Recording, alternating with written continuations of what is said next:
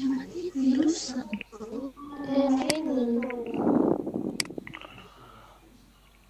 assalamualaikum warahmatullahi wabarakatuh. Selamat malam Bapak Ibu semuanya. Mohon maaf saya sebagai host pada sesi 8 ini terlambat. Oke, terima kasih pada Pak Bahar yang telah tadi meng-host. Oke, untuk materi hari ini dengan materi Ibu Rika Komalasari dengan tema kemampuan berpikir tingkat tinggi HOT dengan moderator Ibu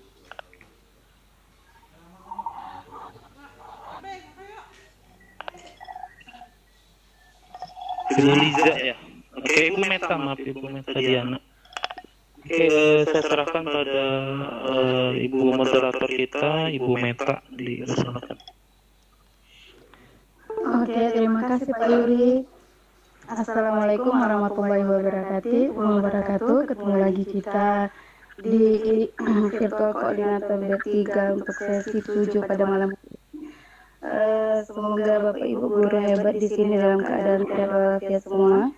Baiklah, untuk materi sesi ke-7 malam ini kita diberikan materi oleh Ibu Rika Komalasari SSI tentang kemampuan berpikir tingkat tinggi atau HOT. Kita langsung saja ke ibunya, kepada Ibu Rika, kami silakan.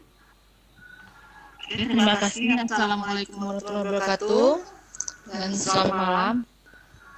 Pada kesempatan ini, pada sesi 7 ini, saya akan memaparkan tentang kemampuan berpikir tingkat tinggi atau yang sering kita dengar tentang HOT.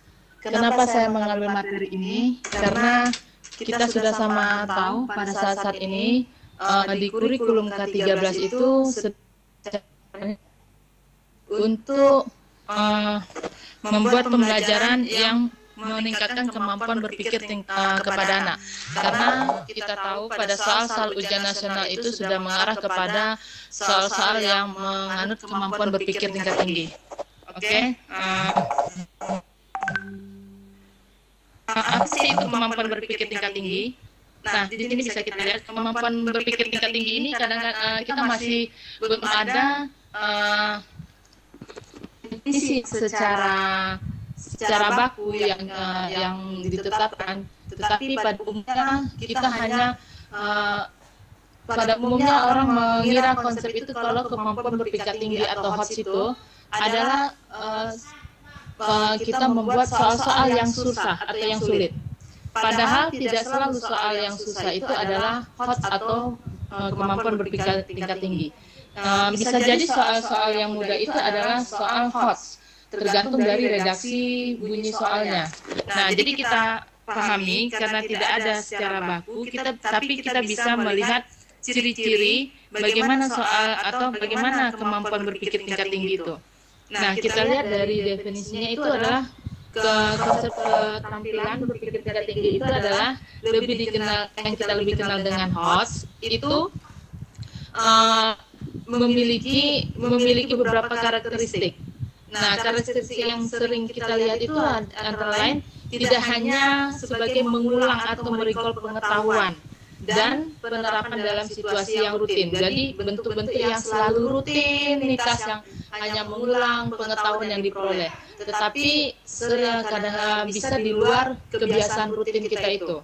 Nah, di sini kita lihat menurut Brockhart itu mengidentifikasi BTT itu adalah berpikir tingkat tinggi ke dalam 3 kategori, yaitu transfer, bagaimana kita mentransfer ilmu yang kita dapat itu, kemudian berpikir kritis dan pemecahan masalah. Nah, transfer itu apa yang dimaksudkan dengan transfer itu? Nah, transfer itu adalah menuntut peserta didik untuk meningkatkan kembali apa yang sudah dipelajari, tapi mampu mengidentifikasikannya ke yang lebih bermakna di luar lingkungan atau di lingkungan di rumahnya, di lingkungan dimanapun. Nah, di sini kita lihat dengan kata lain di sini adalah mengaplikasikan pengetahuan dalam situasi di luar sekolah, di mana berpikirnya dicirikan oleh serangkaian kemampuan transfer ke dalam konteks berbeda dari hanya sekedar mengulang apa yang sudah dipelajari. Nah, pada anak SD contohnya, Contohnya di sini pada yang sangat dasar anak SD, pada ketika pendidikan dasar itu belajar tentang dimensi 2, bentuk-bentuk bangun data. Nah, yang paling sederhana itu adalah bentuk yang kita lihat, contohnya misalkan layang-layang. Nah, di situ kita layang-layang kita tahu sifatnya dia mempunyai diagonal yang saling tegak lurus.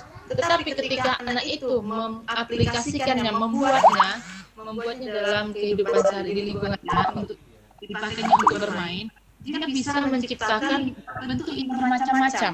Nah, di sini dia hanya tahu pokoknya yang jelas diagonal itu saling tegak lurus untuk keseimbangan. Dia bisa membuat model yang lain. Nah, di situ sudah mentransfer ilmu yang dia punya. Oh, layang-layang itu punya diagonal yang tegak lurus. Bagaimana dia membuat aplikasinya menjadi suatu benda yang hasil produksinya yang nyata. Nah, itu contoh yang sangat sederhana daripada SD. Nah, yang contoh kedua mungkin yang di tingkat ini adalah soal-soal kita tahu PISA. Ya, PISA itu penilaian untuk International Student Assessment. Yang ini di tingkat regional Asia itu dulu kita masih, dari datanya kita masih berada di atas Filipina, tetapi beberapa tahun depan ini kita sudah jauh di bawah, ketinggalan di bawah Filipina. Nah, soal-soal PISA ini biasanya memberikan stimulus seperti gambar. Karena yang kita ditanyakan itu hanya sederhana. Ini salah satu contoh soalnya aja. Sebuah topi dibuat dari bentuk-bentuk tabung dan kerucut seperti pada gambar.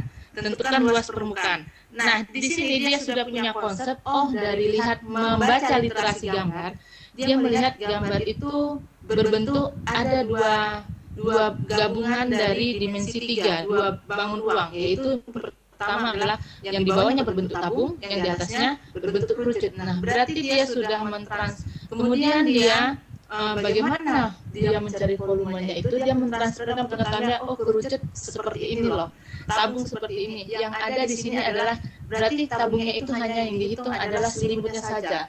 Nah, jadi dia ada transfer ilmunya. Nah, kita lihat di situ ada keterangannya. Kemudian tadi yang pertama adalah mentransfer ilmu. Kemudian kita lihat berpikir kritisnya. Nah, berpikir kritis, dalam kategori berpikir kritis ini, kemampuan yang terkait dengan berpikir reflektif, refleksinya, berargumentasi, alasannya yang fokus pada membuat suatu keputusan untuk percaya atau melakukan suatu. Nah, jadi dia memiliki argumen. Kenapa, misalkan volume tabung, kenapa memakai volume kerucut dan tabung? Alasannya seperti ini. Karena yang topi bagian bawahnya itu kalau kita lihat adalah tabung yang tanpa tutup dan tanpa alas. Nah, yang di atasnya dia berargumen. Di atasnya adalah kerucut yang tanpa alas. Nah, jadi dia bisa mengambil keputusan volumenya itu besar atau luasnya yang adalah luas dari kerucut dan tabung. Nah, itu dia mengambil keputusannya. Kemudian kita lihat di sini setelah itu bagaimana dia memecahkan masalah. Nah, di sini dalam pemecahan masalah peserta didik itu ikut serta di dalamnya. Tidak hanya sekedar menyalin, tetapi peserta didik terlibat dalam sebuah masalah itu dalam tujuan untuk mendapatkan hasil khusus, tetapi tidak secara otomatis. Dia harus mengenali langkah-langkah apa aja yang perlu dia perlu lalui supaya tujuan penyelesaian masalah itu tercapai. Jadi tidak hanya sekedar tahu nggak masukkan, kalau dalam matematika mungkin hanya sekedar masukkan rumus, hitung sudah selesai. Nah, tetapi di sini tidak. Bagaimana dia memecahkan masalah itu? Mungkin ada dengan penggabungan dari beberapa pengetahuan. Nah, itu menurut Brockhart berarti ada tiga ciri kategori yang dia punya. Pertama transfer, kedua berpikir kritis, dan ketiga dalam pemecahan masalah. Nah, dalam sudut pandang level kognitif yang sering kita sebelumnya dengar dengan taksonomi Bloom dan taksonomi Bloom yang di 13 dikembangkan menjadi taksonomi Bloom Anderson, kemampuan berpikir tingkat tinggi itu dicirikan dengan kemampuan analisis dan ke atasnya. Maksudnya seperti apa? Nah, seperti ini. Pertama, mengingat. Seperti tadi kita mengulang kembali pengetahuan yang diperolehnya, hanya sekedar mengingat. Mengingat ini seperti mungkin kalau redaksi pertanyaan mungkin menyebutkan. Nah, itu hanya dia mengingat. Nah, kemudian memahami, bagaimana dia memahami langkah-langkahnya, kemudian menerapkan, ini menerapkan, kemudian menganalisis, minimal sampai ke analisis, hingga dia nanti mengevaluasi atau mencipta. Nah, di sini kita bisa lihat antara taksonomi Bloom dengan taksonomi Bloom Anderson. Nah, yang bagian Bloom itu hanya pengetahuan, sedangkan kalau yang Bloom Anderson mengingat, tetapi mengungkap kembali fakta atau konsep dan prinsip yang sudah dipelajari. Kalau yang tadi, misalkan kalau dalam biologi mungkin sebutkan jenis-jenis makhluk hidupnya seperti itu. Tapi kalau di sini di Anderson dia mengingat sebutkan ciri-ciri makhluk hidup seperti manusia itu yang seperti apa, kemudian tumbuhan itu yang seperti apa, hewan itu yang seperti apa. Itu dia sambil kembali mengingat faktanya. Nah, kemudian komprehensif yang di Bloom atau pemahaman, kemudian ada Bloom Anderson, kita lihat itu understanding atau memahami.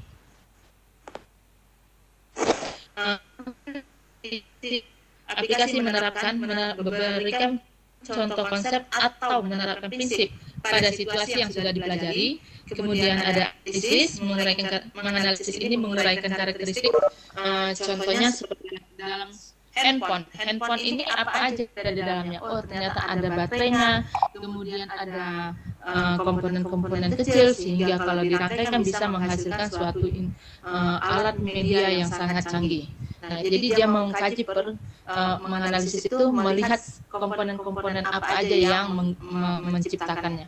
Kemudian evaluasi, nah melakukan kritik. Setelah dia menganalisis, dia melakukan evaluasi. Bagaimana? Oh, ternyata ini kekurangannya di sini. Misalkan handphone ini kekurangannya dengan handphone ini adalah mungkin masih kurang dalam sinyal penarikan sinyalnya kurang kuat. Nah, bagaimana setelah dievaluasi nanti akan diperbaiki.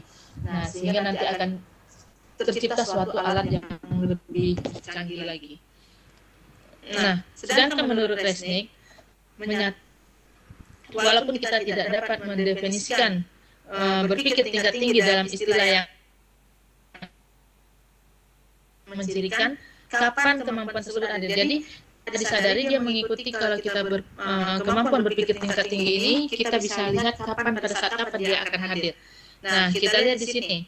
Dia tidak bersifat algoritmik. Artinya jalan berpikirnya sebenarnya tidak dirancang. Artinya tidak yang dirancang itu sudah diatur. Nah, tetapi kita secara tidak langsung keluar ide pengetahuan pola pikir itu dari diri peserta didik. Tidak yang harus dirancang harus ini, kampanye harus ini, ikut A, B, C, D. Tetapi tidak, kita biarkan peserta didik keluar, memberikan open mindset-nya. Jadi dia jalan berpikirnya itu tidak usah yang diatur, tetapi mengeluarkan ide-idenya yang terpikir oleh dia. Kemudian kompleks. Nah, keseluruhannya terlihat dengan satu cara pandang, tidak hanya dengan satu cara pandang saja. Si A memandang dari sisi dia seperti ini, makhluk hidup itu adalah yang bisa berjalan. Nah, sisi B adalah artinya bisa berjalan, bisa bergerak. Si B melihat makhluk hidup asalkan dia bisa bernapas, bisa tumbuh, itu adalah makhluk hidup. Sedangkan si C mungkin melihat harus digabungkan kedua-duanya. Nah, seperti itu. Nah, di sini kemudian solusi yang dihasilkannya itu tidak hanya satu. Kita memberikan soal kepada siswa itu bisa timbul berbagai macam solusi. Misalkan si A menyelesaikan suatu permasalahan program linear dengan cara mungkin yang sangat sederhana menggunakan garis lidik. Sedangkan yang satu lagi menentukan titik-titik pojoknya. Nah, yang si B mungkin hanya dengan cara dia ada cara tertentu yang lebih sederhana. Nah, jadi tidak hanya soal yang baik yang berpikir tingkat tinggi itu tidak hanya mengarah kepada satu jawaban yang homogen. Nah, kemudian membutuhkan penilaian dan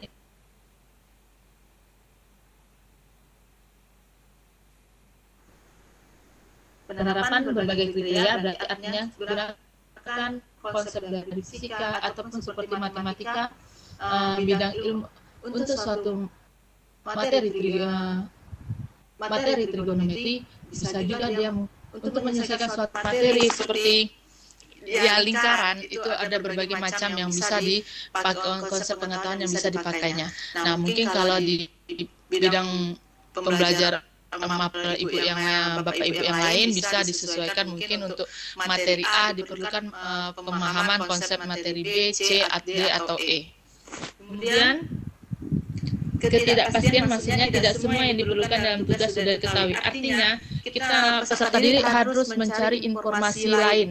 Jadi tidak hanya bersumber dari satu buku saja. Bisa jadi peserta didik menggunakan seperti saat ini zaman revolusi industri bisa menggunakan Android mencari informasi ataupun mencari literatur yang lain. Nah, kemudian lagi proses berpikirnya diatur sendiri. Jadi peserta kita beri kepercayaan peserta didik untuk dengan diatur oleh dirinya sendiri. Jangan kita hanya seperti kita discovery learning, kita bimbing, tetapi dia yang mengungkapkan sendiri gitu. Jadi tidak kita selama ini kita hanya menyuruh peserta didik ini seperti ini, tanpa sadar kita yang menyuruh peserta didik membuat apa yang menjadi pemikiran kita, tetapi bukan pemikiran peserta didik. Nah, dan terakhirnya tentu jelas sekali adalah usaha dari mereka sendiri. Nah, itu menurut dari Resnick. Nah, kita lihat di sini, kenapa saya tadi sudah bilang mengambil topik ini berpikir tingkat tinggi, karena dalam soal UN yang kita tahu sekarang ini sudah sangat mengarah kepada kemampuan berpikir tingkat tinggi. Nah, di sini kita lihat dari hasil hubungan positif antara kemampuan berpikir tingkat tinggi dengan tes standar semacam UN dapat dilihat dari hasil National Assessment of Education Progress dan TIMSS itu melaporkan bukti yang jelas bahwa pembelajaran yang menekankan aspek penalaran berasosiasi dengan skor yang lebih tinggi dengan di semua jenjang yang diujikan. Perkembangan terakhir terkait UN juga menekankan pada butir tes yang menguji kemampuan berpikir tingkat tinggi atau HOTS walaupun presentasinya masih sangat kecil. Nah, jadi sangat memang bagi kita sekarang ini, apalagi di K13 ini, kita diarahkan untuk mengembangkan pembelajaran yang mengarah kepada meningkatkan kemampuan berpikir peserta didik yang lebih tinggi. Nah, mungkin hanya itu yang bisa saya sampaikan ini. Kalau ada pertanyaan boleh tanyakan, nanti akan dibimbing oleh moderator. Terima kasih. Assalamualaikum warahmatullahi wabarakatuh. Saya serahkan kembali kepada moderator, kepada Bu Liza ya. Oke. Halo. Ini sama Ibu Neta. Ya. Materi yang disampaikan sangat luar biasa sekali. Bagi Bapak Ibu yang ingin bertanya, silakan untuk bertanya. Ibu, maaf sebentar Bu. Azan boleh nggak kita sebentar aja, berapa menit sebentar aja azan, suara azan. Oke, Bu. Bentar aja.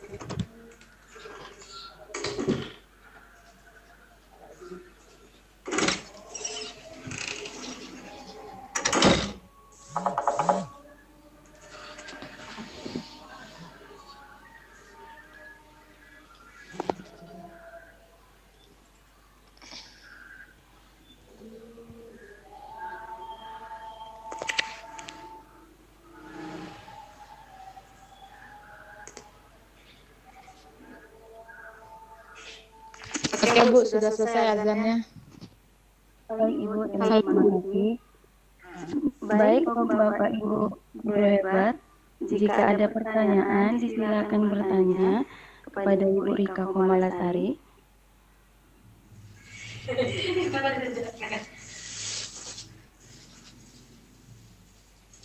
Pak ini bisa di-unmute bagi yang mau bertanya.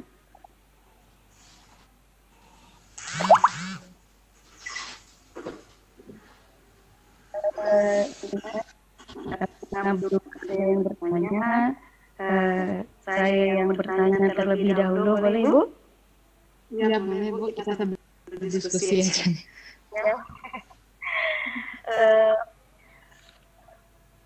Terkadang tadi yang Ibu sampaikan untuk menyelesaikan soal hots itu tidak selalu menggunakan penyelesaian yang panjang atau penyelesaian yang gitu. Terkadang kalau hots itu penyelesaiannya juga gampang gitu. Halo? Ya, saya dengar Bu. Ya. Halo? Ya, halo? Halo? Ya. Ya, halo? Ya, saya dengar. Terkadang soal hots itu tidak selalu membutuhkan penyelesaian yang sulit atau yang sangat panjang sekali. Terkadang penyelesaiannya juga singkat dan sedikit gitu. Cuman anak apabila sudah ketemu soal yang menurutnya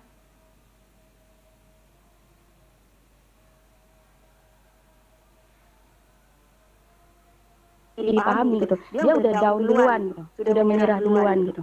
Apakah Ibu ada menyelesaikan soal-soal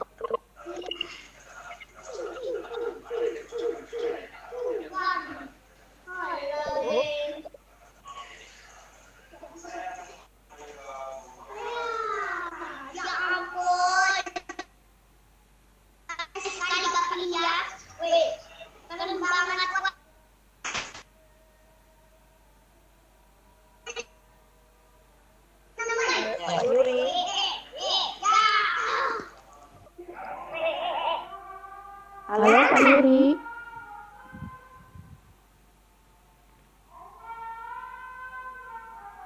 Halo.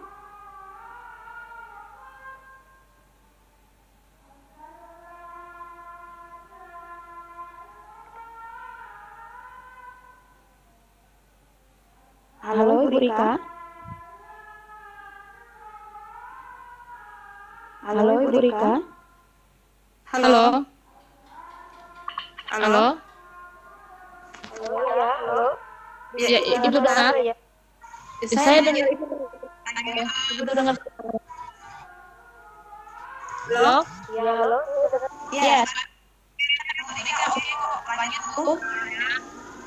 Saya juga pernah mengalami seperti itu, Bu. Kalau apalagi di mapel saya. Ibu mapelnya apa? Saya mapelnya matematika. Matematika sama ya, Bu ya. SMP saya, Bu. Nah, ya, memang matematika itu yang sederhana pun kalau sudah nampak angka dia berpikirnya sulit ya, Bu ya. Iya, sulit ya, apalagi soalnya itu soal cerita yang sangat panjang sekali, dia udah down duluan karena sebenarnya panjang gitu dia pikiran. Iya. Ya, memang saya kemarin juga dapat setiap perhatian banyak narasumber juga seperti itu. Memang itu yang masalah kompleksnya matematika. Tetapi ya saya coba mereka buka dulu. Menurut kamu, saya tanya dulu, menurut kamu ini bagaimana gitu. Saya tanya dulu seperti itu. Jadi tidak mematahkan, oh Bu, saya seperti ini. Bu, menurut saya itu sulit, terlalu panjang. Panjangnya di mana? Habis itu kamu maunya yang singkat, bahasa pendeknya seperti apa supaya kamu paham gitu. Biasanya seperti itu, Bu ya. Pernah saya coba sih seperti itu. Nanti dari mereka, dari bahasa seperti itu, oh seperti itu mereka ingin menggunakan bahasa seperti itu, tetapi kita mengarahkannya kepada kemampuan berpikir tingkat tinggi gitu, Bu.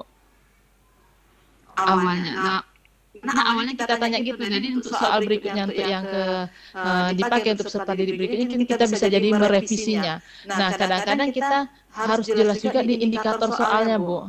Apa yang kita minta kita harus, kalau kita matematika lebih enaknya sebenarnya menggunakan ada indikator apanya, stimulusnya, Bu.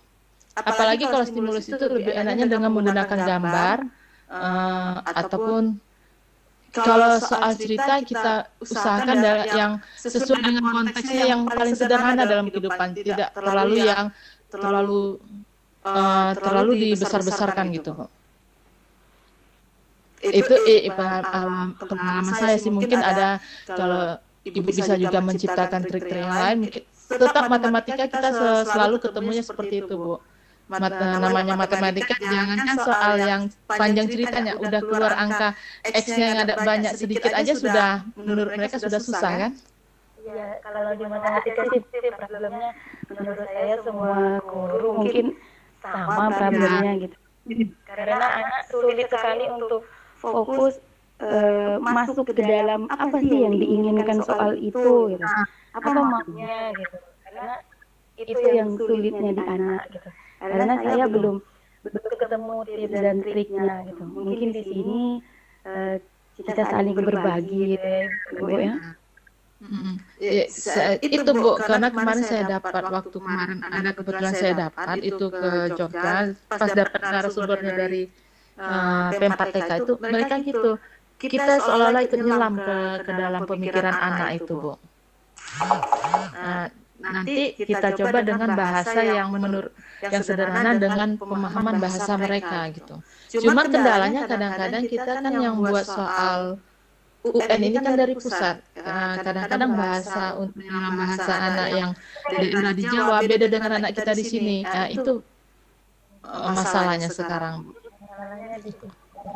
Ya. Mungkin ada lainnya yang mau bertanya.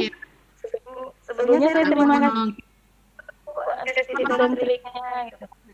Sama Bu, mungkin ada juga dari teman-teman kita yang sudah guru-guru hebat mungkin bisa juga memberikan pengalamannya Ibu ya. Ya Bapak Ibu yang ingin bertanya silakan. Kita saling berbagi di sini ya, mungkin Bapak Ibu berbagi pengalaman. Ini satu lagi Bu, saya baru teringat. Kemarin waktu kita sebelum kita mengarahkan ke indikator soal itu dalam membuat perangkat pembelajaran, indikatornya itu kita lihat dari KD Bu ya. Kita lihat KD-nya itu apa yang kita minta. Yang diminta itu adalah menjadi indikator tujuan. Nah, jadi di indikator itu kita buat ada indikator tujuan, sebelum indikator tujuan itu tercapai, apa indikator prasyaratnya. Nah, misalkan kalau kita, Ibu materi apa sekarang lagi ngajarnya ya? Kalau kelas di SMP itu materi apa sekarang Ibu ya? Materi angka tak sebenarnya. Nah, untuk memahami angka tak sebenarnya itu, pengetahuan syarat apa sebenarnya harus mereka punya itu yang menjadi indikator prasyaratnya. Nah, nanti setelah itu kalau kita mau mengembangkan indikator pengayaan boleh, tetapi indikator tujuannya itu jangan tidak tercapai gitu. Indikator tujuan dulu yang kita buat gitu, Bu. Kita lihat dari KD-nya. Itu sih ilmu yang saya dapatkan kemarin ya Bu ya itu, tapi mungkin bisa berguna, mudah-mudahan bisa berguna gitu. Terima kasih Bu. Dari situ. Assalamualaikum. Bu Mariana. Bu. Iya, Ibu Rika, selamat malam. Ibu Rika. Izin Halo. Ibu Rika. Iya, Terdengar Bu. Ya. Terdengar.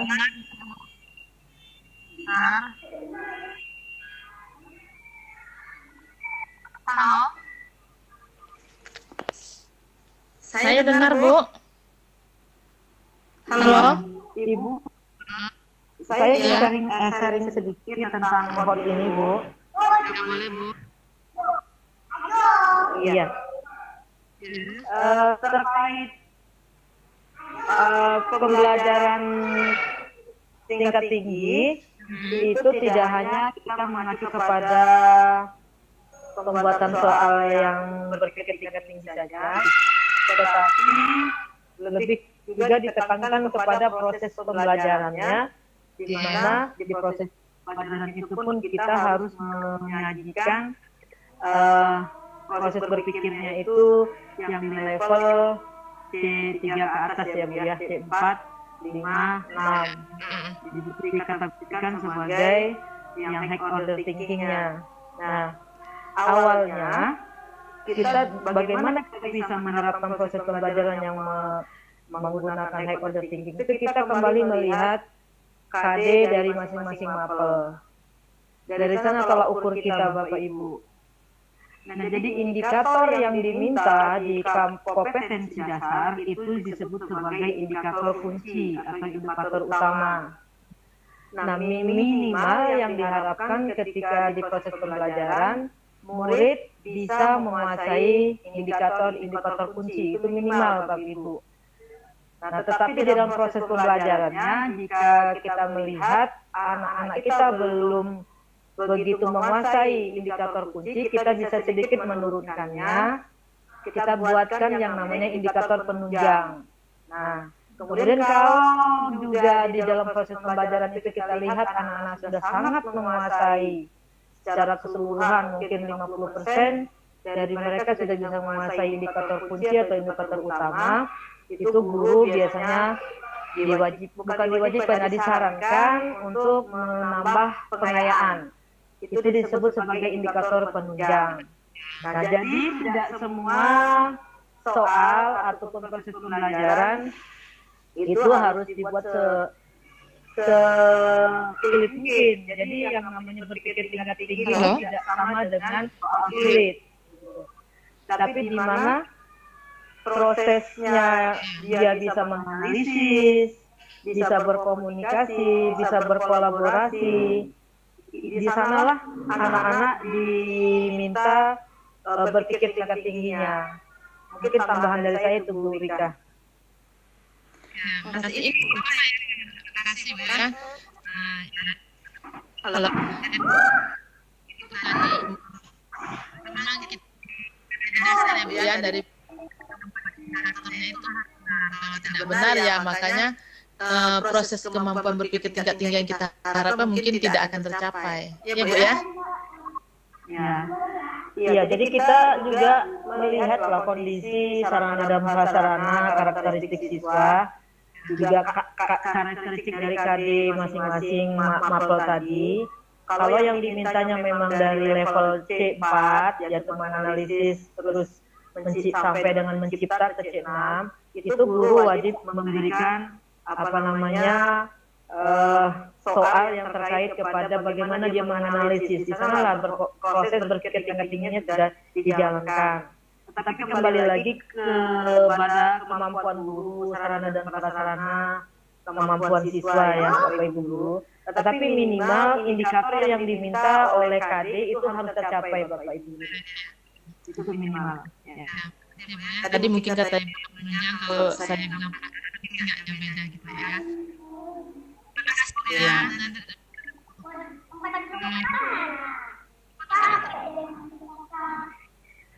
Kembali kepada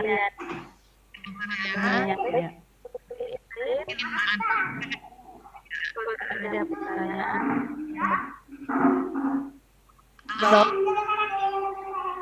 Iya, Ibu suaranya saya malam ini kurang bagus sinyalnya sepertinya nih Bu. Suaranya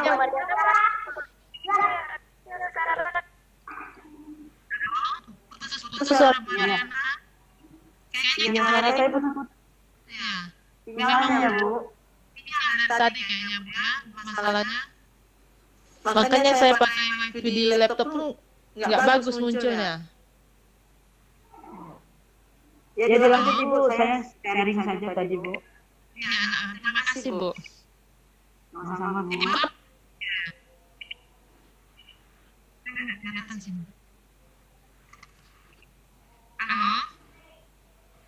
Halo. Iya ya Bu. Iya Ibu. Saya dengar ya Bu ya. Dengar Bu, dengar. Mungkin ada dilihat untuk Ibu. Kita dilihat di chatnya mungkin ada teman yang lain yang memberikan masukan atau yang bertanya. Belum ada yang bertanya. Bapak Ibu, silakan. Ada pertanyaan? Silakan bertanya Bapak Ibu tentang kemampuan tadi atau high order thinking. Bapaknya atau ibunya lagi sholat isya mungkin Bu ya. Jangan ya Ibu ya, kok Karena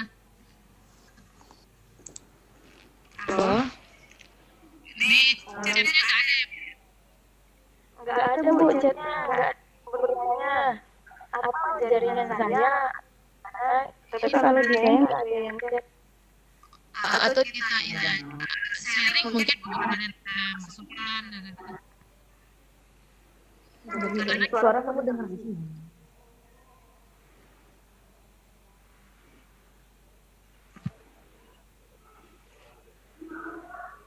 Halo, ya.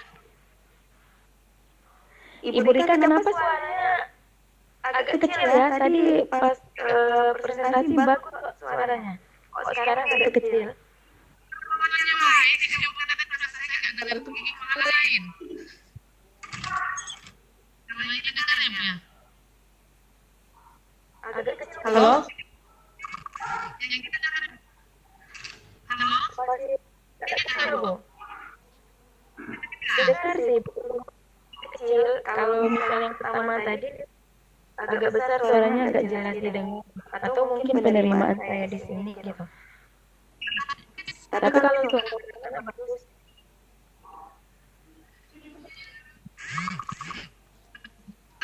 Tadi saya pakai tapi saya panggalin.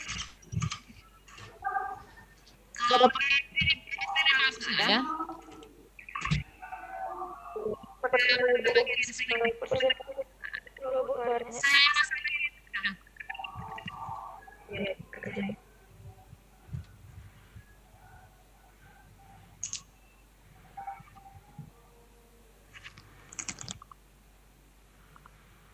Halo.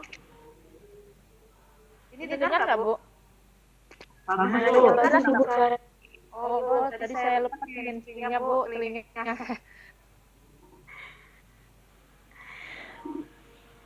Ini ada chat. Baik Bapak Ibu, jika ada ini ada pertanyaan dari Ibu Liza, Ibu Rika. Halo Ibu Rika. Halo Ibu Rika. Halo Ibu Rika. Halo Ibu Rika, bisa dengar? Dengar, saya dengar. Ini ada pertanyaan dari Ibu Liza, saya bacakan. Ya. Ibu Rika, bagaimana kita bisa membedakan soal yang hot dengan soal yang bukan hot? Silakan Ibu dijawab. Ya. Tadi kan kita sudah saya paparkan di situ Bu, ada kita lihat kalau soal yang hot itu dia bisa menciptakan di situ ada proses berpikir kritis, kemudian dia ada menganalisa, kemudian nanti ada pemecahan masalah, nanti bisa menggunakan anak itu bisa nanti kita teskan kepada anak, ada berbagai macam-macam penyelesaian soal. Ada mungkin kalau misalkan seperti kalau hanya sekedar menyebutkan kalau soal esai isian sebutkan. Kalau sebutkan itu sudah berarti sudah sebutkan ciri-ciri makhluk hidup. Berarti kan sudah jawaban yang mengarah kepada satu jawaban. Tapi kalau bisakah kamu memberikan alasan kenapa makhluk itu akan setiap anak memberi jawaban yang berbeda-beda. Nah, itu kalau sudah jawabannya tidak homogen, ada berbagai macam jawaban, itu sudah berarti anak sudah ada proses berpikir analisisnya. Nah, dan di situ sudah terjadi kemampuan berpikir tingkat tinggi. Halo, dengar Ibu? Halo? Ibu Lisa. Halo? Ya, halo. Kalau yang soal yang esa itu akan diciptakan berbagai macam penyelesaian kepada anak.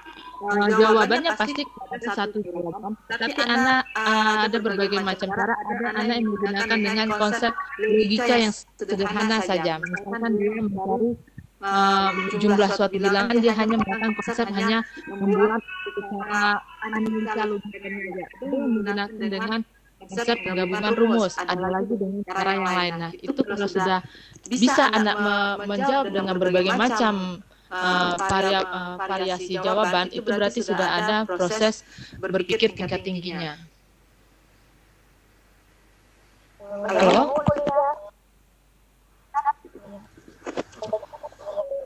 Ibu Liza, di-unmute Bu Liza.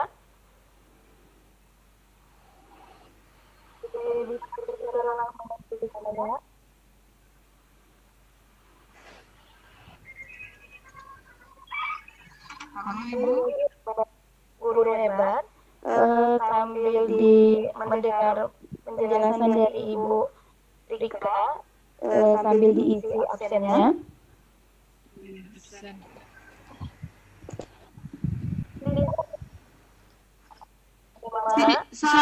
Masih dengar nggak suara? Masih dengar suara saya, Bu? Halo? Agak ini putus-putus dengarnya soalnya. Suara saya putus-putus ya, Ibu? Kadang jelas, kadang putus-putus gitu. Sinyal. Halo? Ya, halo. Ini jelas, Bu.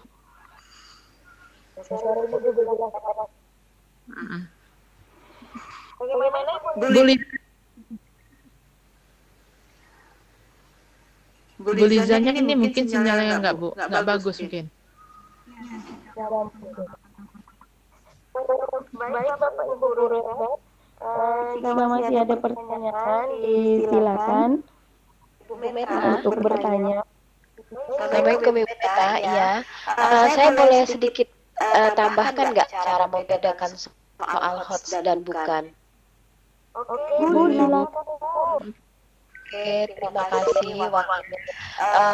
Beberapa bulan yang lalu, tahun 2018, itu saya ada pelatihan aksi for school, itu memang khusus untuk SMP. Jadi di situ dari Kementerian Pendidikan yang mengadakan, terus dibawa di share ke daerah.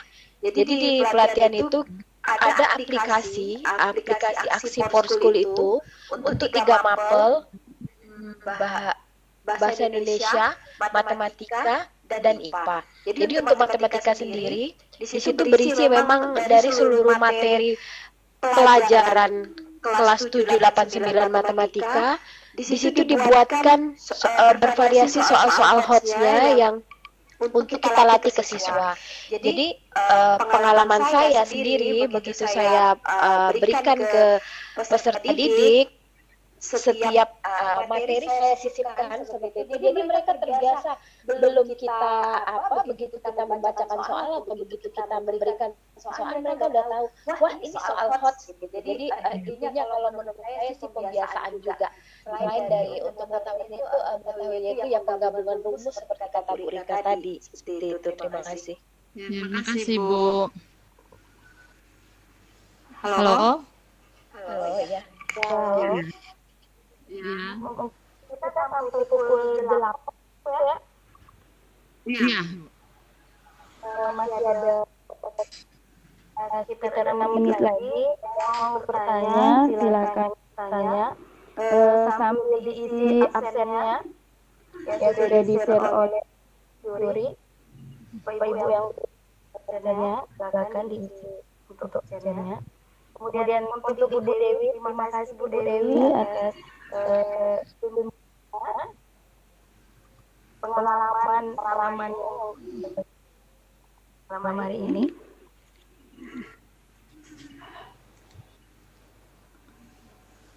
Halo.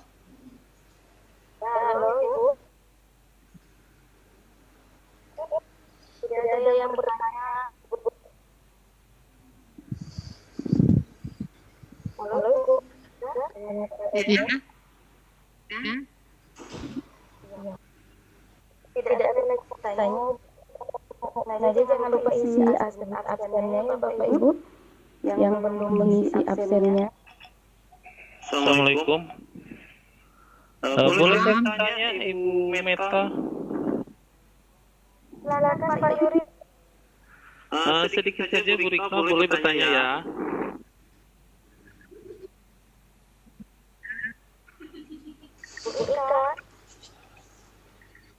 Ya. Oke. Ya. Oke, saya sedikit saja. Apakah dalam hot itu ini kan tingkat SD, SMP, SMA itu ada levelnya Ibu atau di dalam satu kesatuan hot itu apakah harus ada mulai dari level dasar sampai dia kemampuan tingkat tingginya itu harus dilalui atau bagaimana? Terima kasih. Kita lihat tadi seperti yang ada masukan dari Bu siapa tadi ya sebelum Bu Ilizan. Kita lihat dari KD-nya Pak Yuri. KD-nya itu dimintanya tingkatannya apa? Setiap SD, SMP, SMA kan analisis itu sudah berbeda levelnya. Nah, jadi kita lihat dari KD-nya itu diminta apa? Itu nanti kita jadikan indikator utamanya atau indikator tujuannya. Nah, nanti kalau itu seperti Ibu bilang yang Ibu tadi sebelumnya saya lupa Ibu siapa. Ibu Mariana ya? Bu Mariana ya? Marlina ya? Boleh turun di bawah itu sebagai indikator penunjang. Nah, nanti kalau itu sudah tercapai berarti kita bisa di atas 50% berarti kita bisa memberikan indikator pengayaannya. Indikator yang berikutnya. Jadi kita dari KD-nya Pak Yuri. Berarti kalau kita analisis kita harus mulai dari awalnya harus melewati 3. Kita minimal KD.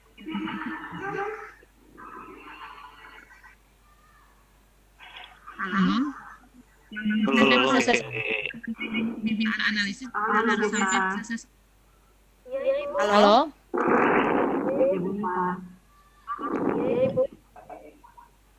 Bagaimana Pak Yuri? Oke, baik Bu. Mungkin kemarin juga saya baru menulis artikel. Saya juga sendiri sih belum pernah hot gitu. Cuma baca-baca saja. Itu kan ada prasyarat ya pada level 1, ada penghubung pada level 2 dan berpikir tingkat tinggi pada level 3.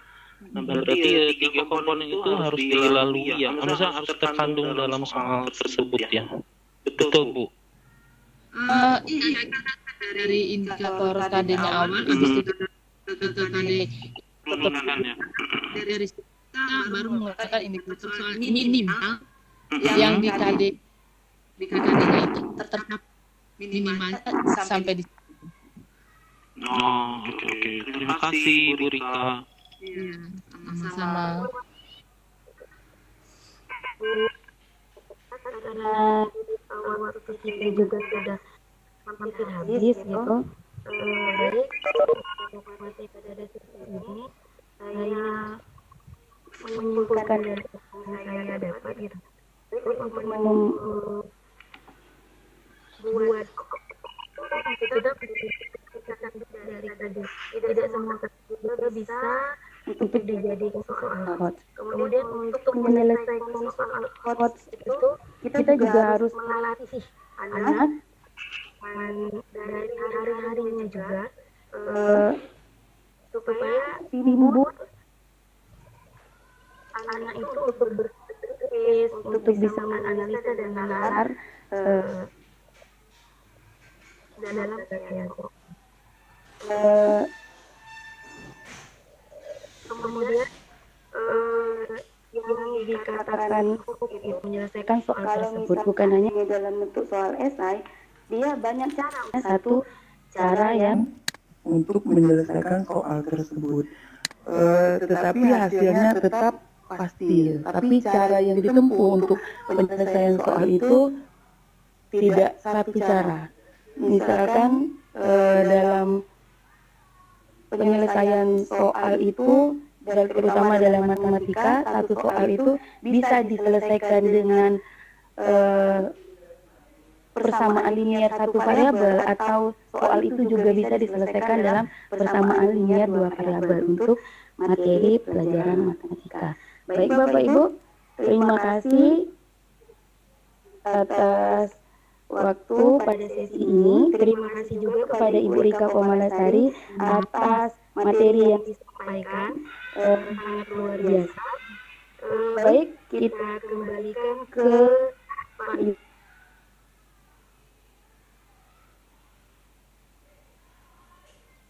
Operator